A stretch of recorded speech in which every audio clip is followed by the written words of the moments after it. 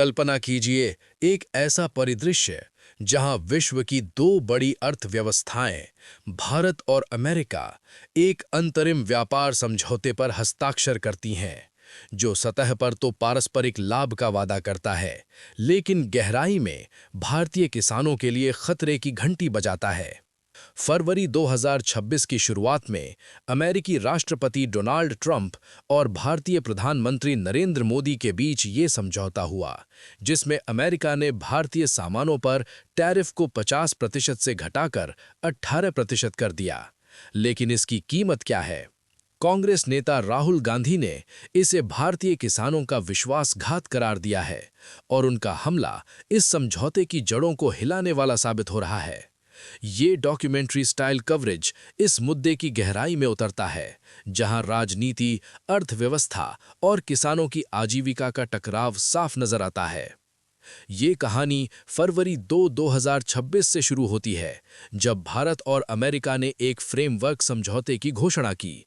America ने भारतीय निर्यातों पर टैरिफ कम करने का वादा किया, जिससे कपड़ा, ऊर्जा और अन्य क्षेत्रों में लाभ की उम्मीद जगी। लेकिन जल्द ही विवाद उभरा। राहुल गांधी ने लोकसभा में इसे भारत माता की बिक्री बताया, आरोप लगाते हुए कि ये समझौता अमेरिका को भारतीय कृषि बाजार पर नियंत्रण देता है।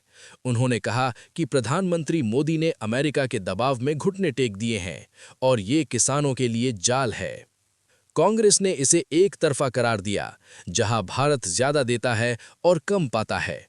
राहुल गांधी ने 15 फरवरी 2026 को 5 आसान सवाल पूछे, जो इस समझौते की कमजोरियों को उजागर करते हैं। किसानों की सुरक्षा। क्या ये डील भारतीय किसानों को अमेरिकी कृषि उत्पादों के आयात से बर्बाद कर देगी?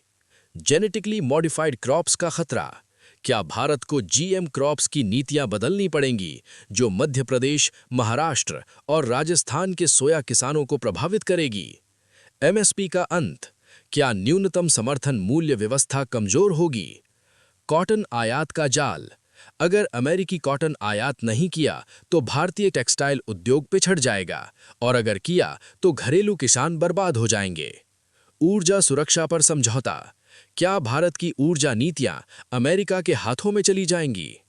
राहुल गांधी ने इसे ट्रंप से हार बताया और कहा कि मोदी सरकार ने जल्दबाजी में ये डील की, जबकि अमेरिकी सुप्रीम कोर्ट ने ट्रंप के ग्लोबल टैरिफ को रद्द कर दिया था। कांग्रेस महासचिव जयराम रमेश ने कहा कि समझौते को कोल्ड स्टोरेज में रखकर दोबारा बातचीत करनी चाहिए, खासकर कृषि आयात उदारीकरण को हटाकर। ये समझौता लाखों किसानों को प्रभावित कर सकता है। उदाहरण के लिए, कॉटन और टेक्सटाइल। बांग्लादेश जैसे देश अमेरिकी कॉटन की ओर रुख कर सकते हैं, जिससे भारतीय किसानों की मांग कम होगी। जीएम सोया ऑयल।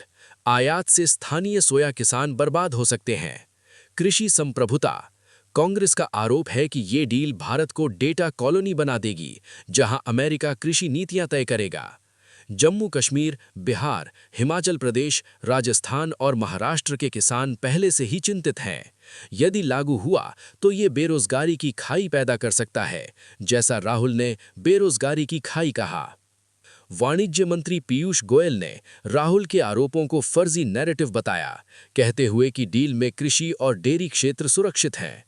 सरकार का कहना है कि ये समझौता भारतीय निर्यात को बढ़ावा देगा, लेकिन विपक्ष इसे मोदी की कमजोरी बताता है, सवाल उठाते हुए कि क्या एप्स्टीन फाइल्स जैसी कोई चीज मोदी पर दबाव बना रही है।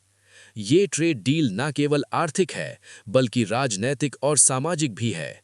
राहुल गांधी का हमला किसानों की आवाज बन गया है, जो पूछते हैं कि क्या भारत अपनी संप्रभुता बेच रहा है। जैसे जैसे बहस तेज होती है, ये देखना बाकी है कि क्या सरकार दोबारा बातचीत करेगी या किसान आंदोलन की आग फिर भड़केगी। इससे पता चलता है कि वैश्विक व्यापार में राष्ट्रीय हितों की रक्षा कितनी जटिल है।